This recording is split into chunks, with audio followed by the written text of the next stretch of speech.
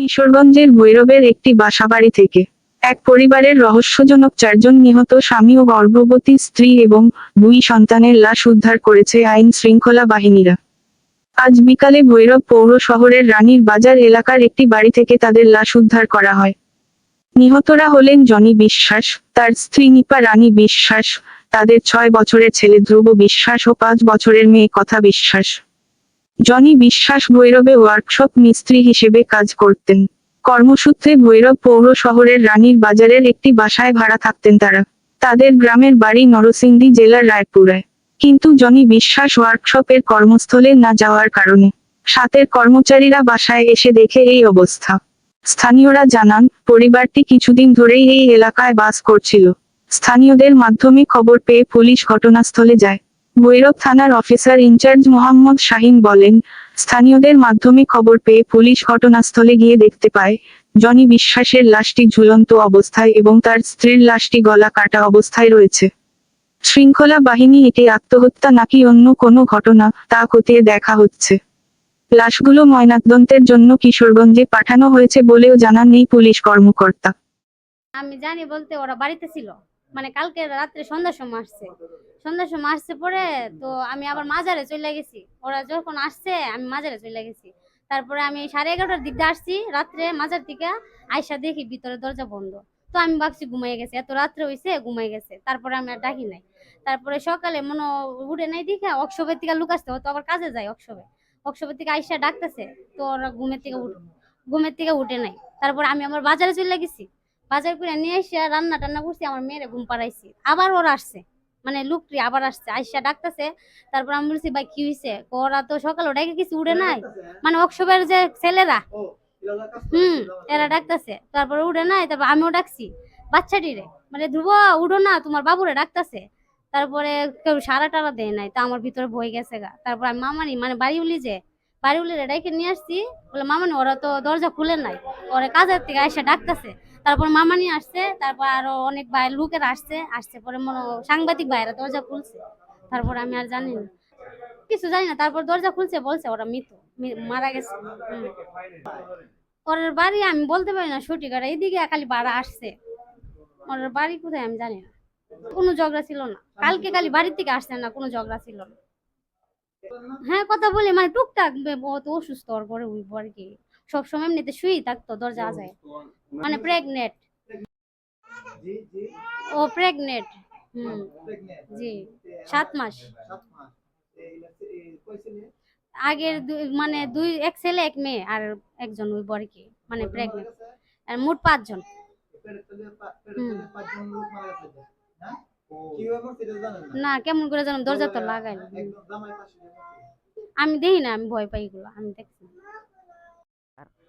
আয়া পড়ছি কে যাবি গিয়া কহ 2 দিন পর আবার আমু তা কিন্তু কিছু নিছে না, খালি ব্যাগ নিছে। শুইতে গেলে তো একটা বালিশ বিছনা লাগতো না। তো ভাবলাম ইতা মিতা মনে হয় আইনা আবার আইবো। আবার আমার প্রতিবেশী জিগাইতেছে কি কইতানে গেছে গা। আয়া দিয়ে আবার গেল বাকি আমি কই 2-3 দিন পর বলে আইবো। 2-3 দিন পর আইবো, জিনিসপত্র নেউন লাগে না। এক বস্তা তার এক বস্তা গেলে মানে জিনিসপত্র নিবা লাগে আইসি মনে হয়নি। আমি আরো সুন্দর করে এখানটে আশা ডিমি করে আগায় দিলাম। নাতি পুতে ফ্যান জামা ফিনছি বদলায় বদলায়, আমার না দেখায় কোনো সময় ফ্যান জামা ফিনবে না। বাবু রান্না দিলে আমার সামনে আইব, তো মানে আই বলো নতুন জামা এক পরস্ত ফিনছে গেছে ফিনদা একবার আই বলো আরেক পরস্ত ফিনছে না, এটা ঠাকুমারে দেখায় আইব। গিয়া মুশকি মুশকি আইস দেয় গিয়ে আমার অন্য ঘরে দাঁড়ায় গেছে। তখন আমি ছায়া আগায় দিয়ে গেছি না রিস্কার তুললা কালকা বিকালে মনের বা ওইটাছে 3টা 3:30 বাজে মনে হয় বাইরে এসে বালবালের মতো এখন রাত্রের ভিতরে কি হয়েছে না হয়েছে এটা গরিবের মেসে করতে পারবো না, আমি গ্রাম থেকে করতে পারবো ভিতরে হেরা কি করে কে লাগে এই ঘটনা করছি এটা আপনি করতে পারবেন না, আমি করতে পারবো। 4 ছেলে, 3 নম্বর জনি গৌরাঙ্গ চন্দ্র বিশ্বাস আনারাবাস।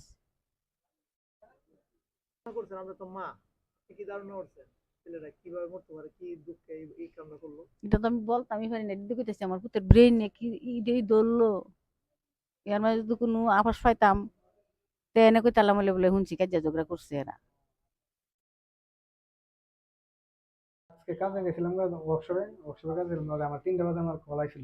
কল হওয়ার পরে বলছে এরকম এরকম, পরে আমি পরে কল দিয়ে আমার জানানোর পরে আমি পরে দেখলাম এরকম, মানে দরজা লাগানো ভিতর থেকে, পরে হালকা টেরাদা একটু দেখা যায়, মানে টেরাদা দেখা যাইলে পরে এটা তো দেখলাম, পরে মানে শিওর হইলাম যে না এরকম একটা। আমার বড় ভাই জনি বিশ্বাস। হ্যাঁ বিশ্বাস, আর মেয়ের নাম হলো কথা বিশ্বাস। দীপা বিশ্বাস। আমার বাবার নাম হলো গরমচন্দ্র বিশ্বাস। রায়পুর আনারবাদ। এমনিতে ছিল না বাড়িতে, মানে রবিবারে বাড়িতে গেছে, বাড়িতে গিয়ে আপনার রবিবারে দোকান বন্ধ থাকে না, এই হিসাবে বাড়িতে গিয়ে আপনার সোমবারে আবার এসে বসে, সোমবার এসে আর দোকানে যায়নি। তো আজকে সকালে আপনার সোমবারে যায় নাই, মঙ্গলবারে দোকানে যাবার দরকার না, পরে লুকায় বলে ডাকাডাকি করছিল, দরজা খুলে না দেখে পরে আবার চলে গেছে। পরে আবার 3টার দিকে আবার আইছিল, তিনটার দিকে আইসা দেখে দরজা লাগানোই। তার মানে একটা ভালো সুস্থ এমন তো এতক্ষণ দরজা লাগাইতাম রাখবো না। পরে মানে এটা দিয়ে মনে হয় দেখছে, তারপরে শিওর হয়েছে এরকম। আমার আগে খবর পাই আইসা তুমি তো দেখছো বন্ধ, এরপরে তুমি নিজে চলে গেছো, নিজে চলে যাওয়ার পরে আবার যখন আগে দেখছো দরজা খুলে, পরে লিখে থেকে শুনছি যে দরজা খুলছে সাংবাদিকের পরে। কে কোন সাংবাদিক খুলছে এটা তুমি কারোর সাথে তোমার বাইক যাওয়া আসছে কিনা, বা কোনো রিং টিনের কারণে তোমার বাইক চাপের কারণে এই ধরনের হচ্ছে কিনা। এমনিতে তো আমার কোনো ঝামেলা ব্যাপারে অনেক বছর ধরে ঘরে ঘরে তোমাদের বাড়িতে ওরা আসছে, তোমার মামুর সাথে তো কথা বললাম, বললো যে 3টার সময় গাড়িতে উঠে গেছে, তারা আসছে।